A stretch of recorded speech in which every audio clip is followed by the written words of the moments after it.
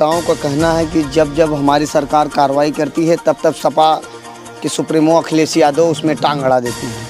कुछ दिन पहले वो भी कंडक्टरी करता था, माँ यहाँ पे भैंस की दूध बेच के किसी तरह अपना वो लोग जीविका पालन कर रहे थे। लेकिन ये बहुत गलत हुआ है। वो लोग दबाव बना के कहीं ना कहीं गांव वालों को, क्षेत्र वालों के ऊपर एक दबाव बना के दाह संस्कार रात में कर देते, तो ये मामला वहीं दब जाता। तो उस यहाँ पे थे, घर से पुलिस ले गई, तो घर से पुलिस ले गई तो इनकाउंटर कर दी।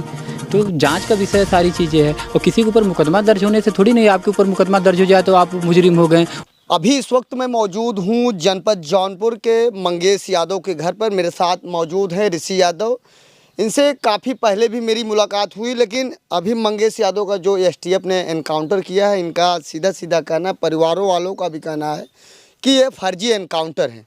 ऋषि जी, आपने राष्ट्रीय अध्यक्ष जी से बात कराया, कैसे इस घटना का आपको जानकारी हुई? जैसा कि जिस दिन की ये घटना थी, इसी गांव के लोगों से मुझे जानकारी मिली कि हमारे गांव में एक बच्चे को फर्जी इनकाउंटर में मार दिया गया है। निर्दोष था वो, गरीब परिवार से था।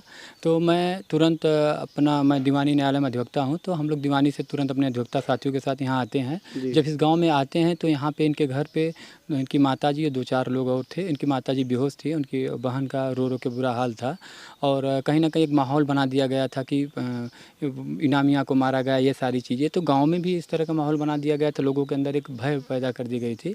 जिसके बाद ये सारी चीज़ को उनकी बहन से जब हमारी बात होती तो वो बताती हैं कि भैया जिस दिन की घटना थी उस घटना के दिन मेरा भाई हमारी फीस जमा करने विद्यालय गया था, सुल्तानपुर में जो डकैती जिसमें इनको वांछित किया गया था, जिस घटना में बनाया गया था। तो कहीं ना कहीं उसके बाद वह सारी चीज़ बताती है, और वो बताती है कि भैया इनको पुलिस वाले हमारे घर से रात में 2 बजे उठा के ले गए थे। तो ये सारी चीज़ जब वो हमको अवगत कराती हैं, तो ये चीज़ मैं राष्ट्रीय नेतृत्व को अवगत कराता हूँ।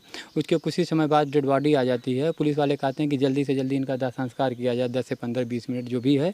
तो लेकिन इनके जो पिताजी थे मंगेश जी के इकलौते, अपने माँ बाप के इकलौते लड़के थे, उनकी बहन थी और लड़कों में अकेले थे।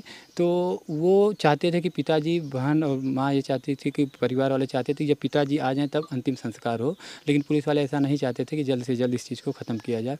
तो उसके बाद माननीय राष्ट्रीय अध्यक्ष जी का फ़ोन आता है और वो परिवार वालों से बातचीत करते हैं, और जो अधिकारी रहते हैं उनसे भी बात करते हैं। वो सीधा कहते हैं कि परिवार वाले जैसा चाह रहे हैं आप लोग वैसा करिए, सुबह दाह संस्कार कराइए।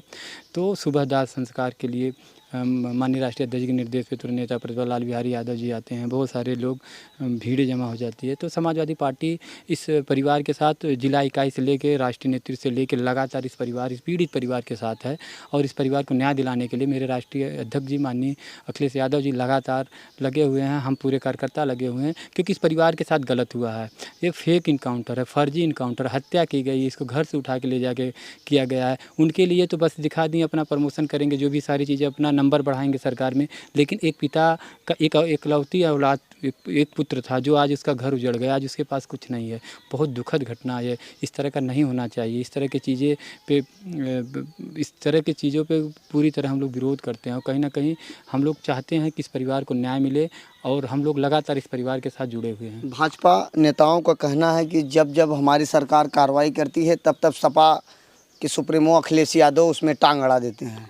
देखिए, भाजपा का क्या कहना है क्या नहीं कहना, इसके बारे में हम टिप्पणी नहीं करेंगे, लेकिन हमारा इतना ज़रूर कहना है कि एक गरीब परिवार अगर 1 करोड़ की वो छिनैती करता, तो आप उस परिवार का घर देख लीजिए, झोपड़ी देख लीजिए, उसका मिट्टी से बना हुआ एक जो पतरा का मकान है उसको देख लीजिए। अगर वो 1 करोड़ की छिनैती करता तो उसके पास मोटरसाइकिल नहीं है। अगर वो 1 करोड़ की छिनैती करता तो आज उसके पास एक साइकिल तक नहीं है। आज 1 करोड़ की छिनैती करता तो किस तरह से उस परिवार का आवास है। आप देख रहे हैं उसके पिताजी ड्राइवरी करते थे, कुछ दिन पहले वो भी कंडक्टरी करता था, माँ यहाँ पे भैंस की दूध बेच के किसी तरह अपना वो लोग जीविका पालन कर रहे थे। लेकिन ये बहुत गलत हुआ है। इस तरह की चीज़ों पे ये बहुत दुखद घटना है। मैं ये नहीं कि मैं इसलिए कह रहा हूँ कि तो हम लोग यहाँ पे कोई इस तरह की राजनीतिक बात नहीं है, लेकिन जितने लोगों के अंदर मानवता जिंदा, आज पूरे लोग आ रहे हैं यहाँ पे, पूरे देश के लोग आ रहे हैं। लगातार हमारे फ़ोन पे हर विदेश तक के लोगों का फ़ोन आ रहा है। लगातार लोग निगाहें बनाए हुए हैं कि अब लोग कहें कि आप न्याय की लड़ाई में साथ हैं, हम आपके साथ हैं।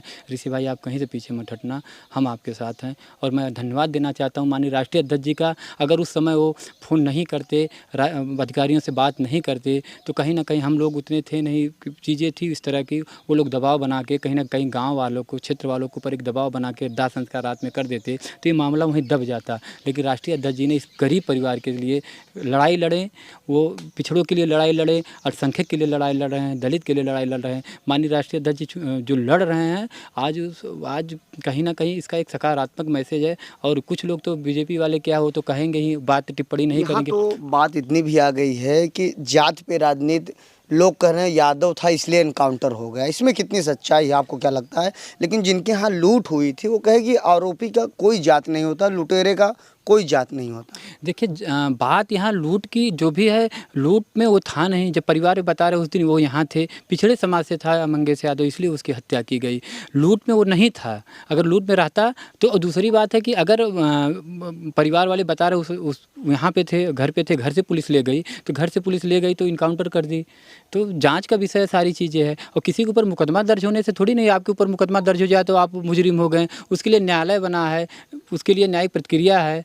अगर कोई भी चीज़ है आपके ऊपर मुकदमा दर्ज है तो न्यायिक प्रक्रिया, इसका थोड़ी नहीं मतलब है ले जाके घर से उठा के आप इनकाउंटर कर देंगे। न्यायालय किस लिए बना है? जो एसटीएफ के जो सीओ साहब थे, जिन्होंने इनकाउंटर किया है, उनका एक फोटो बहुत तेज़ी से वायरल हो रहा है कि चप्पल पे वायरल हो रहा है, उसमें कितनी सच्चाई है? देखिए चप्पल का जो फोटो वायरल हो रहा है वो तो फर्जी है, फेक इनकाउंटर किए हैं, सब लोग जान रहे हैं। फ़ोटो खिंचाने के लिए वहाँ गए हैं, सबको पता है, सारी चीज़ें, सारी हकीकत पता है, सब लोग जान रहे हैं इस चीज़ को। ये जांच का विषय है। मैं यहीं पे मैं बताना चाहता हूँ, यहीं पे कृष्णा पुजारी जी की हत्या हुई थी। माननीय राष्ट्रीय अध्यक्ष जी आवाज़ उठाए तो उनके घर भी आए थे। मैं आपको बताना चाहता हूँ, आज वो लोग सलाखों के पीछे हैं जो लोग हत्या किए थे। माननीय राष्ट्रीय अध्यक्ष जी इस घटना पर भी लगातार नज़र गड़ाए हुए हैं सारी, और इस परिवार के साथ गलत हुआ है। जो जिस तरीके से बता रहे हैं कि 5 किलो चांदी बरामद हुआ, मोटरसाइकिल बरामद हुआ, इस बातों को लेकर कितनी सच्चाई है? क्या आप भी, क्योंकि आप भी एक अधिवक्ता हैं, समाज में रहते हैं, क्या लगता है आपको? देखिए अब मैं आपको क्या बताऊं, अगर 1 करोड़ का छिनैती करता, अगर इस तरह की चीज़ें रहती तो वो मकान घर ऐसा रहता? अगर जो भी चीज़ें प्रशासन वाले दिखा रहे हैं, जो भी चीज़ें कर रहे हैं, ये गलत हुआ है। उसको कमज़ोर पाके, गरीब पाके, असहाय पाके उसका इनकाउंटर कर दिए हैं। समाजवादी पार्टी पीड़ित परिवार के साथ कितना खड़ी है? समाजवादी पार्टी पीड़ित परिवार के साथ शुरू से लेकर, मैं भी एक समाजवादी पार्टी का कार्यकर्ता हूँ। मैं भी एक अधिवक्ता संघ, समाजवादी पार्टी अधिवक्ता संघ का प्रदेश उपाध्यक्ष हूँ।